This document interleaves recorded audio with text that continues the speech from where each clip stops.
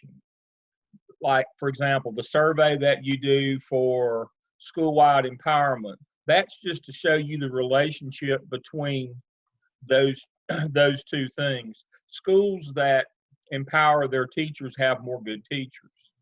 Conversely, teachers that don't empower, schools that don't empower their teachers as school-wide leaders don't have, there's no incentive to be a great teacher. And so as part of your plan, you will identify your best teachers in cooperative learning, in Chloe's example, and then you will use those people to teach the others. And that puts them on that path to become leaders in the building. That path being, as Whitaker says, the first step is teach other teachers. And so we've got to make sure that we're focused now on what can we do to improve classroom instruction. Not classroom management, not PBIS, not discipline, not community involvement. We'll get to all those things in due time. You're on the add-on people are now in the APTEL. The master's people will go to that next semester, and we're now focused on how do we get teachers empowered in their classroom, and how do we get them empowered as leaders in the building. If you go to the North Carolina Teacher Evaluation Manual and you see the 5 standards, the 5 teaching standards, the very first standard, 1A and 1B, are classroom leadership, school leadership, empowerment in those areas. That's what we're talking about now. I shouldn't see, the graders, the evaluators should not see professional development plans for how to do a better job with PBIS. We'll get to that one. We'll get to that one in the CAP, the 5th of the evidences. But right now, we're talking about best teaching practices. We're talking about Marzano's 9, cooperative learning, questioning and cluing, homework, non-linguistic representation. All of those kinds of things. We're talking about how do we get better at the actual art of teaching. How do we do those practices? And if you'll remember that, then you're, and how much and how often is dependent upon what your walkthrough data of your administrative team said. If they said less than half of our teachers are doing best practices, well, then you better do some whole group instruction. And then PLCs, you need to be working on the specific ones like Chloe pointed out, cooperative learning. That's the one you need to be working on in PLCs. Right. And then, if you've got new people or people who aren't doing well, they need one-on-one coaching. That's where the Linda Darling Hammond part comes in. And when you read and learn about staff development, it can't just be the same kinds of things. There's 3 basic kinds of staff development. There's whole group, small group, and one-on-one. And you have to use varying amounts of those according to what your data says, what your walkthrough data says. That's where the light bulb comes on. And Dr. Lance, the most important thing. And their plan, when you do that plan, your plan may not address the whole school. It may address populations in the school. That's so correct. As you're going down looking, going down implementing different things, one of your strategies may be just for a small group. It may not be everybody that needs that. So yeah, that's why I said it might be that you're working in small groups. One grade level may be doing well, another may not. Right. And so sometimes you have to break it out into PLCs. If 95% of the teachers are doing a good job with best practices, I would still do some whole group, but it would be very short, like at the beginning of the year, in the middle of the year. I would just remind everybody. But if only 5% are using best practices, I might spend all day in whole group during one of those days. That's dependent upon what your data tells you. When we talk about being data driven, this is what we're talking about. We collected data, or we just did a couple walkthroughs. Hopefully you got to do a couple before the shutdown. But we do those, but your administration does them every day, and they can tell you from their walkthrough data we're strong in this, we're weak in that. A lot of teachers are doing this, a lot aren't doing that.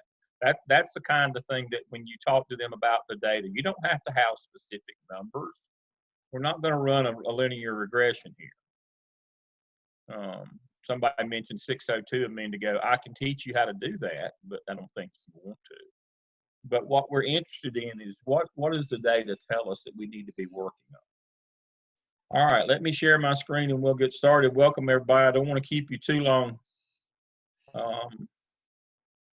Dr. Crawford just made a good point on the share on the chat. Let me move this out of the way. I'm going to go back again as I normally do and start out with the finished product. I like to reverse engineer. This is what it's supposed to look like in the end. Your competency folio where you put your artifacts. Please remember that when you open up your folio, it has the directions under each. So under communication, you got to have three artifacts.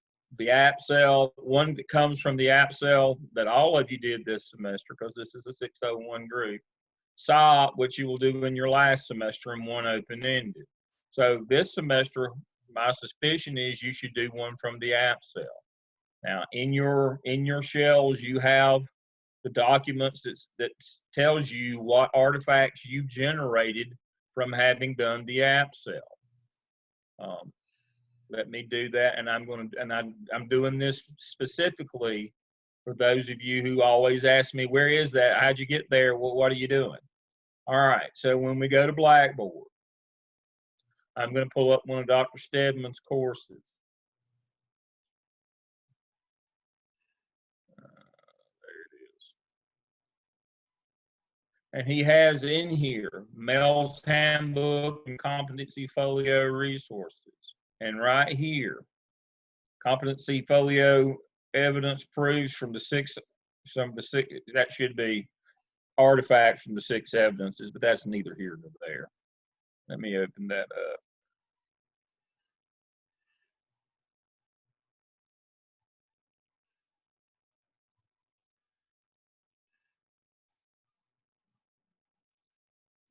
Gotta move that out of the way. Here it is.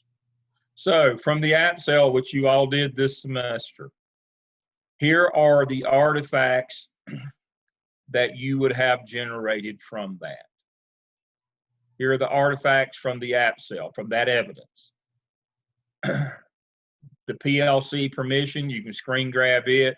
PLC agenda, PLC minutes, pictures of your meeting, your validated scores that you did when you did your data analysis, your scores, your research study abstract when you did your literature review and annotated bibliography, and pictures or video of your action plan presentation, or if you did your presentation like in a PowerPoint form, that would be as well. So those are the artifacts that you would use. Let me move that back down. Let me see what these questions are. Is somebody handling the questions? They're being handled. All right, they keep popping up. All right. So looking at that and going back to the directions, app cell. So we know now, move out of the way. So for the app cell, the artifact that we're looking for is one of these 1, 2, 3, 4, 5, 6, 7 artifacts that all of you have to have. And then simply, like from the app cell, what Anera did here was she simply copied, when she wrote her competency analysis in task 5 of the app cell for communication, she simply copied and pasted it here, and then right here is the artifact that goes with it. That's the communication one.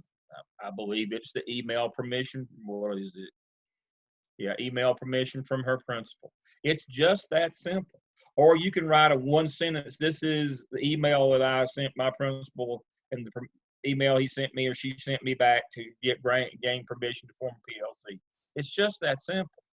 Either way is fine. Remember, all we require you to do is have the artifact itself, and down here at the bottom, and a 1 sentence explanation. You add extra like this, like from your competency analysis in task 5, to make it look a little better for prospective employers when you get to that point. This serves a variety of purposes, the competency folio. Number one, DPI says we have to have proof that you did your clinical hours. Now, in this unprecedented time, we've given you a lot of suggestions on how to get your hours. State board has not yet talked about waiving any clinical hours. I'm not sure that they will, but I don't think we're going to need that waiver. And I suspect that folks are going to look at that pretty carefully. They're going to look at this portfolio to make sure that we didn't just make stuff up to get hours. And so that's the first thing. The state says that we have to have proof of our hours. Second thing it satisfies is our creditors, which says we must have evidence of the work that we do. We can't just talk about it. And the third thing that it does, it becomes a really nice vehicle for you to hold some of your work in that might be interesting to a prospective employer. And so that's what we're working on. So each of these, and you can highlight the ones for digital learning, because one of them has to be digital learning. And so as we go through each one of these, Anera has done the same thing. The directions are up here at the top. Now, don't send me an email that says one of mine doesn't have any directions. It just says 3 up here. It doesn't have there are only 18 of the 21 have a digital learning competency. There's only 18 of them. So 3 of them don't have a digital learning competency. Let me see.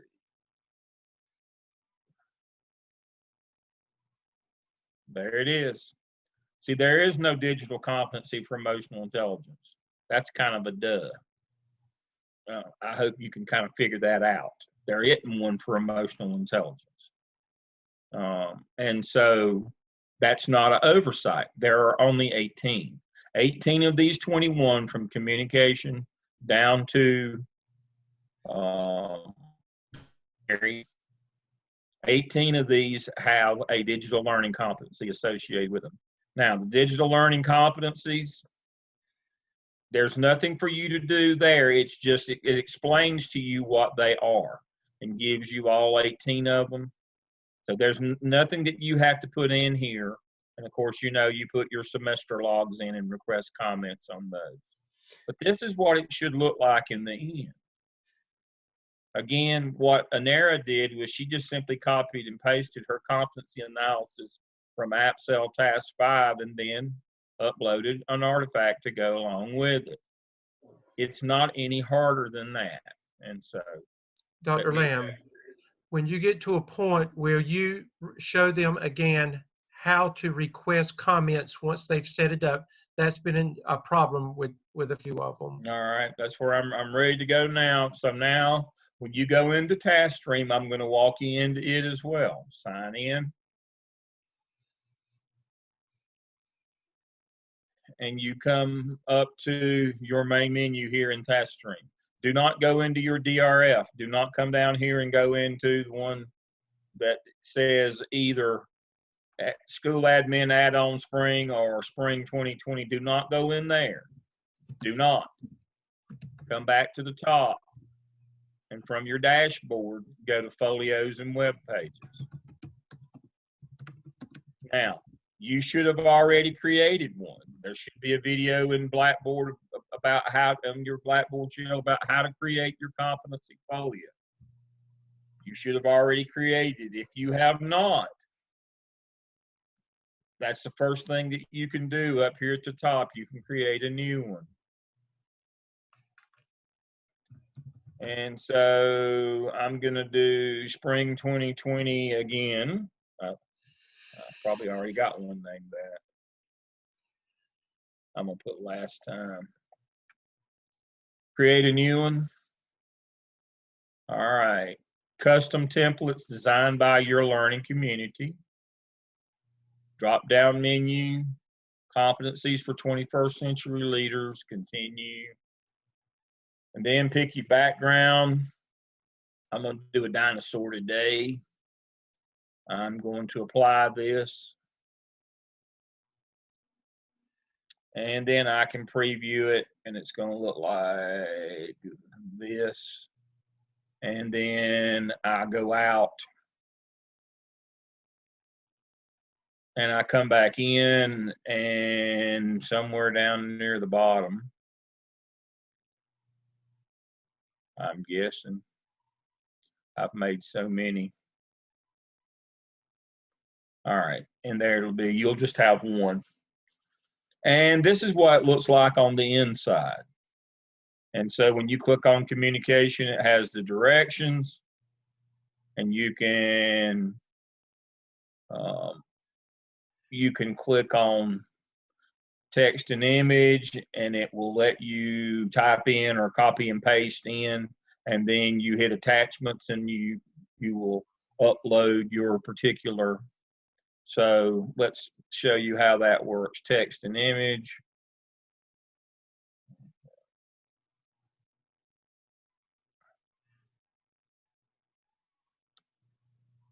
Okay, there we go. All right, so what I'm going to do is I'm going to come down here, and I'm going to go to, let me find the app cell. Let me go to here, and so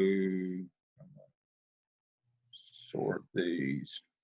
And I'm doing this specifically so you can see how this is done. All right, so I'm going to find my let's see. All right, I'm going to do one for, what did I click on? I'm going to do one for, all right.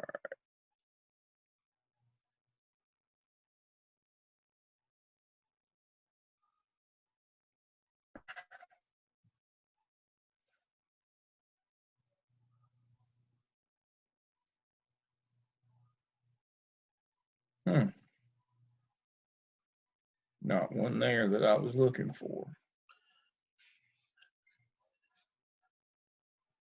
Dr. Lamb, while you're looking, if you would address this, it says, should we be concerned if when we hit the preview of the attachment and it only shows a third of the image?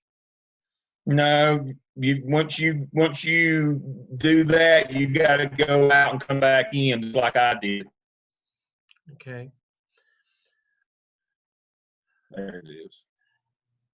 And they've asked the question, so the finished product will have 3 artifacts per competency. Can artifacts be used for multiple competencies? Twice. Twice. I'm not going to let you use them more than 2 times. And then this question, should we leave all the pre-formatted statements? Yes, just like this one right here. So that's what I've done on communication. I simply hit text and image.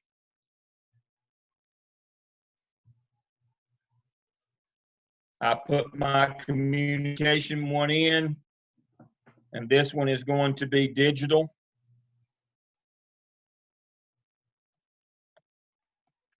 Because I am going to pull up a picture of an email, and so save and return.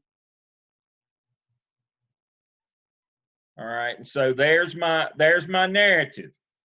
I did it straight out of task 5 of the app cell. I pulled my competency analysis straight out of that, and so now I'm going to do my artifact that goes along with that, which is a picture, which is digital. I'm gonna pull a picture up. So now what I'm gonna do, I'm gonna do an attachment. I'm gonna upload it from my computer, add files. I'm gonna come over here to my pictures, and let me see. Here's the picture of the parent night. Upload and close.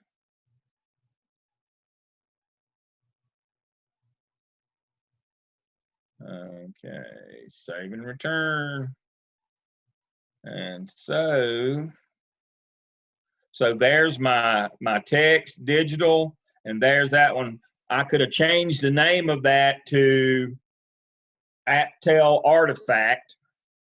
And so I could have done that. I could have saved it as that, and then it would have said Aptel Artifact. Let me do that.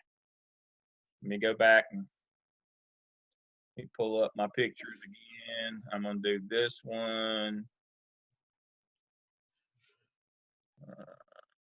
And so if you've got things that are named like this one, it's named something else. And so I am going to save as. I'm going to name it Aptel or AppCell Artifact. Save. It's a JPEG of the parent meeting. And so now, again, attach, upload from computer, add files, AppCell Artifact, open, upload, and close.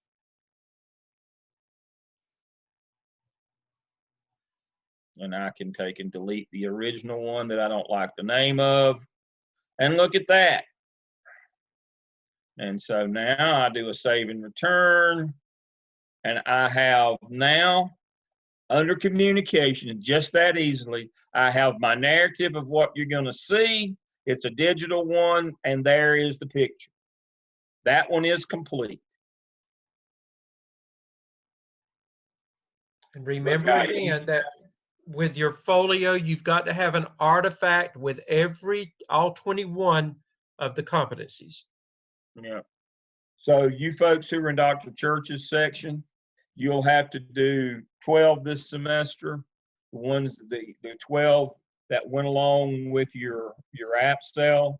The folks who are in the add-on, you'll have to have all 21, the 12 with the AppCell and the 9 with the Aptel. You'll have to do all 21. So that's how you put one in. Then you request comments, and communication is checked. Continue. Now it should go straight to your coach. If it gives you the choice to pick, make sure. That's not necessarily happening, Dr. Lamb, because one of my students, it wouldn't go to me today directly. Well, if you hit request comments and I don't think they even have, I think he's taken that out where you don't even have to select. It just hits request comments. Now, if it doesn't go through, you need to let Seth know. Okay, the question was our coach or our professor. It goes to your coach too. Coach.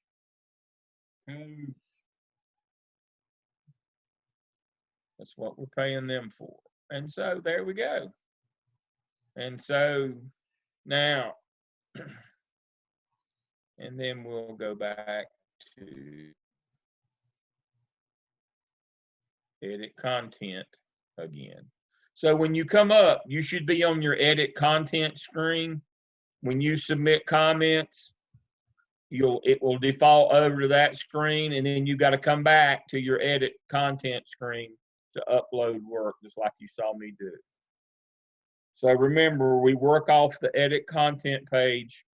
When you get notice that Dr. Stedman or whoever your coach is giving you comments, you come over here to the comments, and it will be right here. Look how easy that is.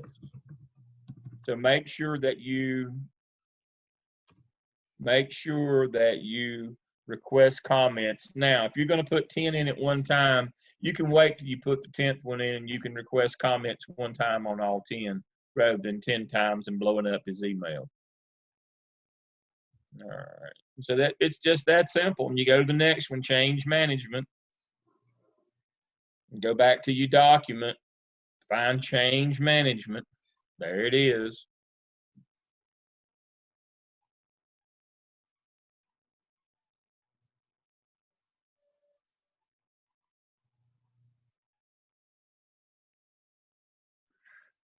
Text and image.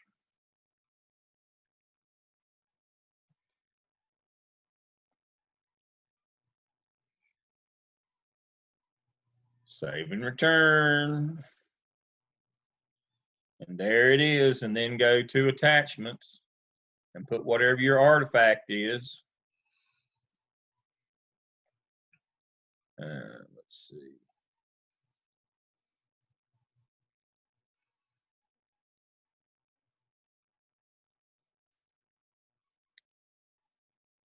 There's the picture. You can change the name of it if you don't like the name. Add your files. Upload and close. And there it is. Save and return. And there it is. It's just that simple, folks.